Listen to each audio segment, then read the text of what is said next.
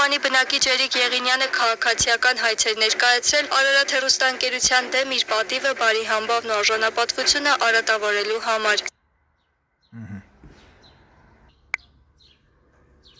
Հեռուստաընկերության դեմ ներկայացված հայցով Էրիկ Եղինյանը պահանջում էր իր դիրքորոշումը ևս հրապարակել Աննայի դաժան կյանքի պատմությունը վերնագրով ռեպորտաժում իր հասցեին Աննա Սիրունյանի հնչեցրած մեղադրանքների վերաբերյալ։ Այս պատմությունը սկսվել է այն պահից, երբ Աննային պատկանող Աբովյանի բնակարանը հայտնվել է դատական ակտերի հարկադիր կատարման ծառայության կալանքի տակ։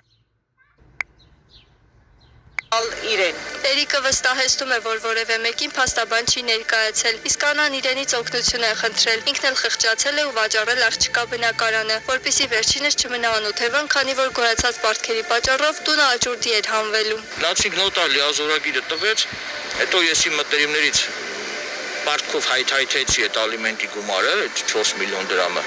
Ես ինքս գնացի հարկադիր ծառայությունում Երևան քաղաքի, այդ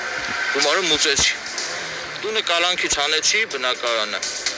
որ կարողանամ վաճառել։ Բնակարանը վաճառելուց հետո այդ գումարը 4 միլիոն ինչքան որ պարտքով վերցրել է 3 միլիոն 900 կամ 4 միլիոն։ Այդ գումարը հետ վերադարձրեցի պարտքատիրոջը, ումից որ վերցրել էի նախապես այդ պարտքը։ Էրիկը պատմում է, որ բնակարանի վաճառքից մնացած գումարի մի մասով Վանաձորում տուն է գնել ու գրանցել իր անունով, քանի որ Աննան ունեցել է ալիմենտային պարտավորություններ, իսկ գումարի մյուս մասը ծախսել է Աննային սնունդ եւ բրենդային հագուստներ գնելու վրա։ Այդ տանը միասին ապրել են մոտ 1 տարի։ Դուք Աննային սիրում եք։ Ավելի շատ ինքն էր ինձ սիրում։ Ես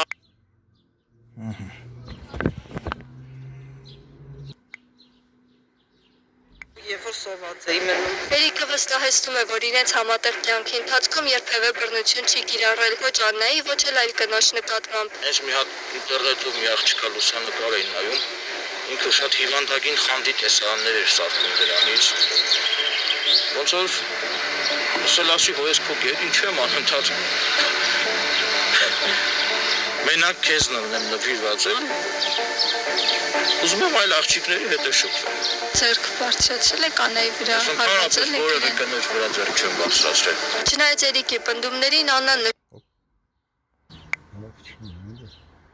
ի կատարում քաղաքացիական գործով Լոռու մարզի առաջին ատյանի ընդհանուր իրավասության դատարանի 0907-2025 թվականի օրինական ուժի մեջ մտած վճռի եւ հաշվի առնելով, որ ընկերության կողմից 20.05.2024 թվականի հրապարակված մեկ շաբաթական եմ եղել, որ ինձ հիվանդանոցից գաղտնի վաճառել են Աննայի դաժան կյանքի պատմությունը։ Վերնագրով տեսանյութում Էրիկ Եղինյանի եւ նրա ընտանիքի վերաբերյալ Աննա Սիրունյանի կողմից հնչեցված արտահայտություններն իրականությանը համապատասխանելու վերաբերյալ ապացույցների բացակայություն։ Հերքում ենք հիշյալ արտահայտությունների իրականության համապատասխանությունը։